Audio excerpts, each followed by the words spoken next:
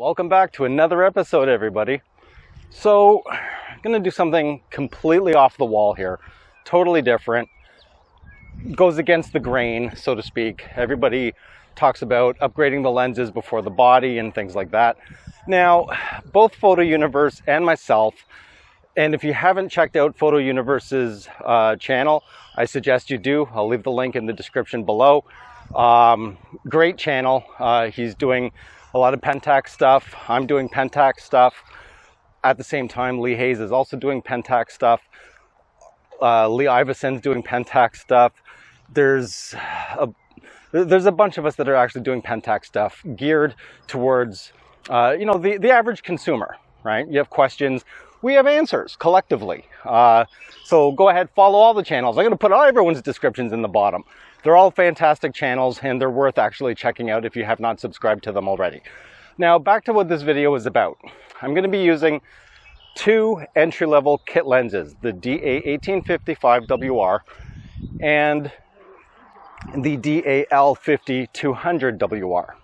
Now, as I was saying, Photo Universe and myself have both noticed that for some very, very strange reason, there's some crazy super secret fairy dust sauce of some kind of magical potion created by Merlin way back in the day that Pentax has finally opened up in regards to this new 26 megapixel sensor used in the K-3 Mark III. For some odd reason, it seems to actually extract the maximum amount of detail never ever thought possible before from any kit lenses. There were some lenses I was going to get rid of, namely the 1855 and the DA-L50-200, because I have the 55-300 PLM and I have the 18-135 lens. But after doing some quick testing, I can't get rid of those lenses. I never thought these lenses would be that good. I mean, they were okay. They got me by professionally as well. They did get me by when I was shooting events. But I could see, it took a lot of post-processing to get the maximum amount of capability from those lenses and show as much detail as possible. But for some odd reason, it's hard to explain. I don't really get what's happening here or how it's even physically possible. Photo Universe had responded to a comment I made about this, stating that he's completely and utterly baffled at how the K-3 Mark III seems to be able to actually extract more detail than a K1 Mark II. Like, that's just not possible. How is this happening? So I figured, you know what, I'm going to come out. It's a beautiful day, as you can see. Yeah, just over by the creek here. Beautiful day. And I'm just going to go back to basics. I'm going to take the cheapest of entry-level lenses and we'll see what this sensor can actually extract from these lenses. It's going to be interesting. I have no idea what I'm going to end up finding or what I'm going to end up shooting, but yeah, let's just see what happens. Now, just bear in mind that the simple truth of the fact is, these are not going to be absolute miraculously stellar shots or anything. They're just going to be more illustrative purposes. But we'll see. We're going to get the most out of the least, so to speak. So, F11, 400, and 3/20th of a second. It's using AFS. And see what happens. Shooting super wide.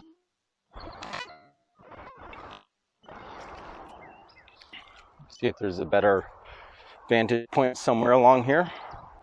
Actually, I think there is. Right by the water. Well, this will be nice. This is good.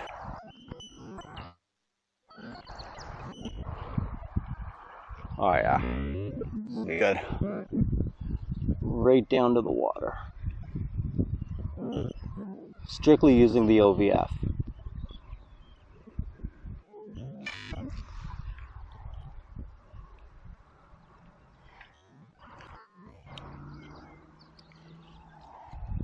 And I did see some swallows before, so I might actually change lenses to the 50-200. See if I can get something under the water. No, nothing under the water. Let me shoot this way. Yeah, I see someone walking. Well, that's a pretty good shot. Just wait for them to clear that tree over there. Come on, clear the tree. No, not gonna clear the tree. You're gonna... There we go.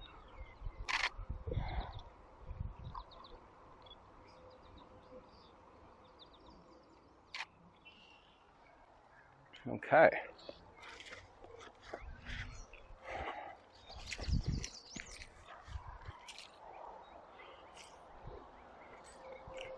All right, so let's move on and find another location or another spot along this trail.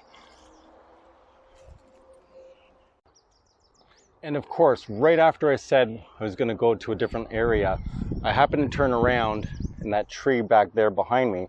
An oriole just flew over my head and landed somewhere in that tree. And then as I looked forward to in the direction where I was just shooting, saw what I believe is a kingbird, and then I saw a bunch of swallows. So I don't think I'm going to go anywhere, actually. I'm going to hang out here for a while and just be patient, because that's the number one thing if you want to actually get the shot, especially dealing with wildlife or lighting specifics for landscapes and things like that. You just need to have patience. Now, I'm not going to leave the video rolling to make you guys suffer through the however long it's going to take for the waiting, but I'll see what I get and I will show you after. Now, keep in mind that the DAL 5200WR and the 1855WR are both screw-driven lenses, so I'm really testing things out here, like seriously testing things out here. Because remember, Pentax did actually make the statement that even lenses that were considered not good for tracking are now actually good for tracking. So I'm thinking they were talking about the screw-driven lenses that are generally slow for autofocus, and this is actually pretty quick for autofocusing.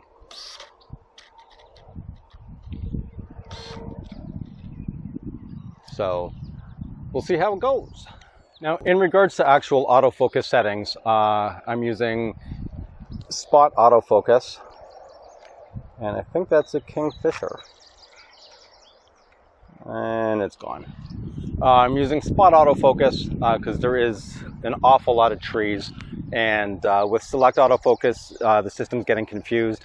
Autofocus or zone autofocus, it's also getting confused because there's a lot of various things for the camera to focus on. So spot focusing seems to be the best. The only thing is you got to get your panning on point, because once you lose the bird, the focus is gone. Yeah, so that's pretty much it. I mean, I'm not using autofocus hold, and you know, the settings are now 1/2500th of a second, f5.6, various ISO because I'm in TAV, and that's pretty much the settings that I'm using. I do have subject recognition on. I always have it on, and yeah, I mean, I'm just kind of hanging out here. It's been about 20 minutes now.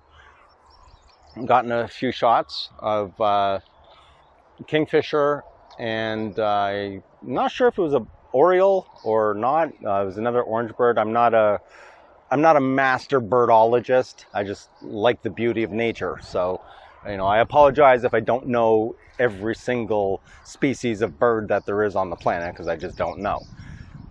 And there was some fighting going on too, which was interesting. Red-winged blackbird versus Kingfisher.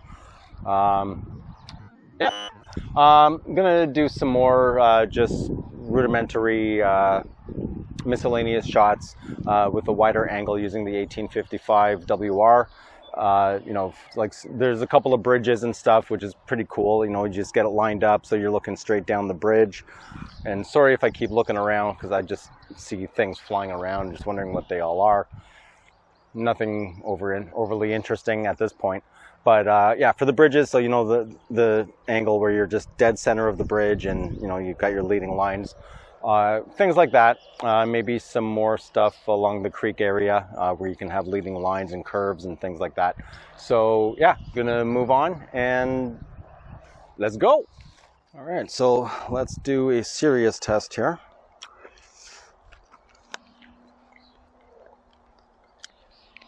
See how much detail we can get out of these dandelions. All right, I'll zoom all the way into 55. Drop down my settings here. So 1/400th of a second, f8, and I'm going to actually change the metering to the new spot weighted metering. Or sorry, highlight weighted metering.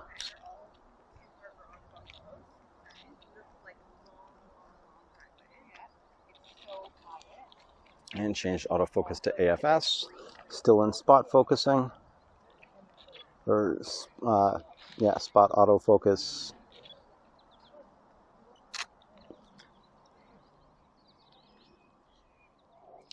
Let's do a quick check. Yeah, it looks pretty good. All right, I'm going to actually increase the aperture here just to get a larger depth of field. So that's going to raise the ISO to 1/800. The reason I'm shooting a bit quick, I'm at 1/400th of a second, is because there is a bit of wind. So it's kind of hard to keep things steady, so to speak. Oh, come on, stop moving. That's moving way too much now. So let's just be patient. Again, there we go with the patience thing. And now you're good? That's interesting. There we go. A bit better. Perfect. All right, so F11 works. Take another shot a bit further back.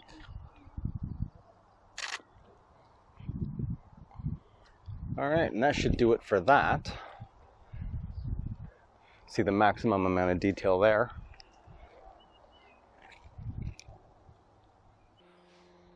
All right, and here's the bridge I was talking about, as you can see just down here. Let's go! Okay, so enough of the joking. Usually, I mean, there's some greenery growing through from the trees. The branches are actually coming into the actual sides, unfortunately, of the bridge. Normally, it's just a clean bridge, and there's people walking, you know, privacy, all that kind of fun stuff. So I'm just going to wait until they go by. But this trail actually snakes this way, so I'm going to take a shot of that instead for now.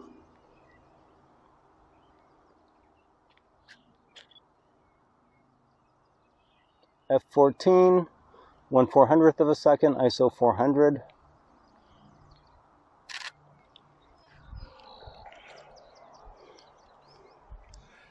And we'll just wait. Oh, wait a while. Wait a long while. I should buy a private island. Yeah, that's what I should do. It's a private island, like Jurassic Park. And then I can just have all kinds of stuff and just go out and don't have to worry about interruptions or anything. Just go out and whenever I want. Yeah, and just get her done. Get her done. But anyway, with that said, so even though this camera does have some shortcomings, it really does blow me away for the capabilities of a DSLR. Like entirely, top to bottom. For a DSLR, this camera is amazing. It's absolutely fantastic. It blew my expectations way out of the water. I knew it was going to be a good camera and a big upgrade to the K3 Mark I and Mark II. But this absolutely blows those cameras out of the water from top to bottom, side to side. The only couple of caveats are things I've mentioned in my previous videos, and there's actually something else I noticed that I will be making another video about. But for the eye autofocus, it's hit and miss. You know, I was talking to a friend of mine, and we actually remembered back in the day when mirrorless first introduced eye autofocus. They weren't that great either. So, I mean, keep in mind, this is very first generation eye autofocus. So it's going to take some time for them to get the algorithm 100% perfect. It may take, you know, another camera. My guess is that there's just not enough autofocus points to really be able to pick out that extremely fine detail in regards to tracking an eye. But other than that, in regards to autofocus speed, shooting capability, the image quality on this thing is just out of this world. And so a couple other people walking by, so I'm gonna pause the video for now and I'll be right back. Okay, limited window of opportunity to do this. All right.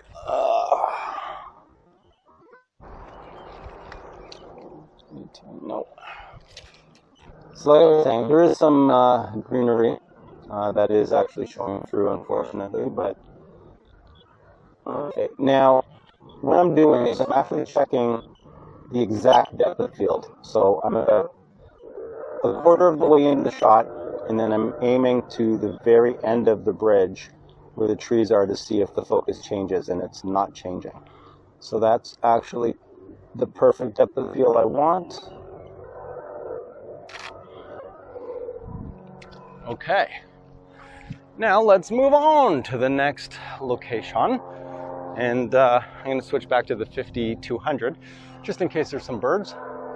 If there isn't, then that'll be it, and if there is, well then we'll see what happens.